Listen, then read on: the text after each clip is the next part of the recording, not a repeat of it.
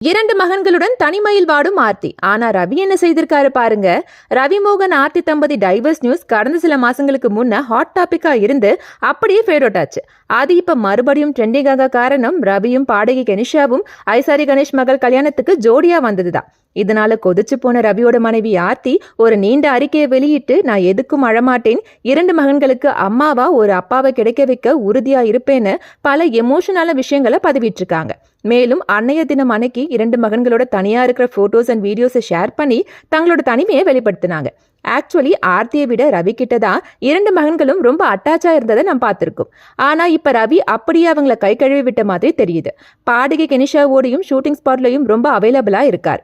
இதுக்கிடையில ஆர்த்தி தன்னோட 2 மகன்களோட தனிமை என்னும் கொடுமையை அனுபவிக்கிறத பார்த்து உச்சு கொட்டுறாங்க ரசிகர்கள்.